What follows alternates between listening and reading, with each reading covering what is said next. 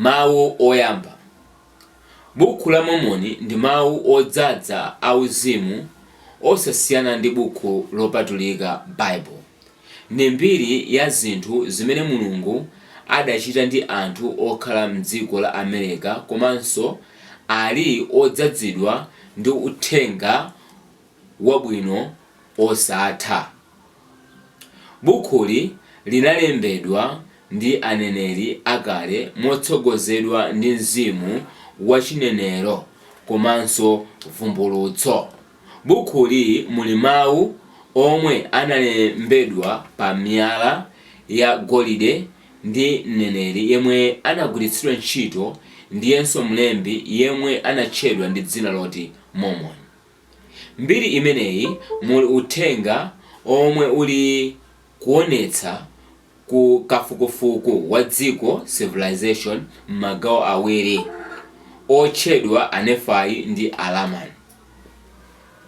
Mtundu wina unabwera moyambirira pa nthawi imene Mulungu anasokoneza ziyankhulo pa nsanja ya Babeli.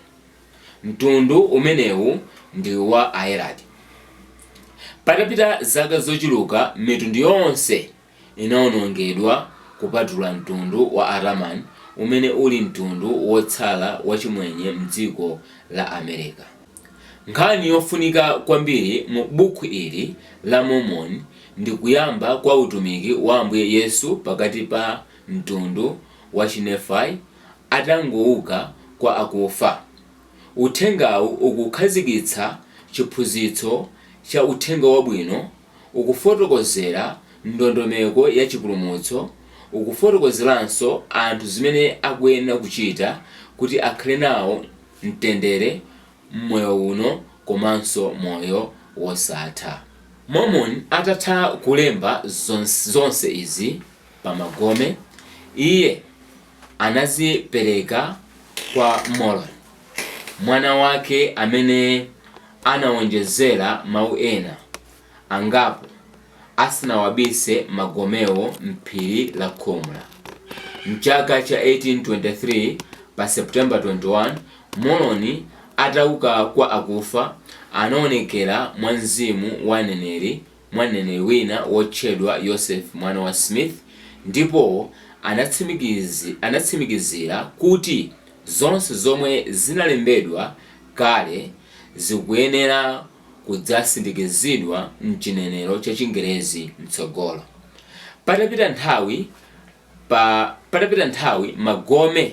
magomewo anaperekedwa kwa Joseph Smith amene anawatanthauzira mchiyankhulo cha Chingerezi motsogozedwa ndi mzimu wa Mulungu.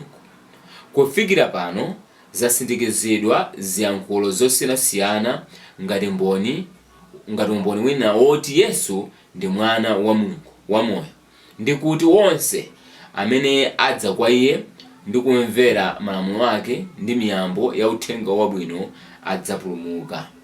Molingana ndi zolembedwa m'bukhuli, mneneri Joseph Smith anati, "Ndinawawuza abale kuti bukhu la Momoni linali lokhalo lolembedwa mwachindunji pa dziko lonse lapansi, komanso ndi nsanamira ya chipembedzo chathu, ndipo mbendera zake ndi zosunthira bukhu chifupi ndi Mulungu, zosunthira munthu chifupi ndi Mulungu koposa bukhu lina lililonse."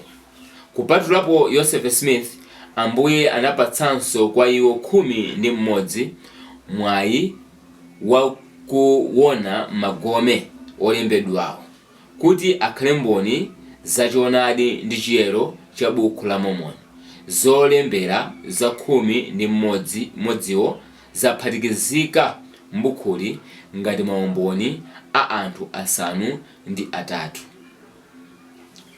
Tikumemani anthu nonse ku dziko kulikonse komwe muli kuti muwerenge bukhu la Momoni ndi kuganizira za uthenga wanyamulidwa ndi kufunsa Yehova ndi Atate wachikhalire ndi dzina la Yesu Khristu ngati bukhuli lililoona. Onse amene adzawerenge bukhuli ndi kumfunsa Ambuye mchikhulupiriro adzakhala nawo umboni kuti bukhuli ndi loona komanso ndi mawu a Mulungu.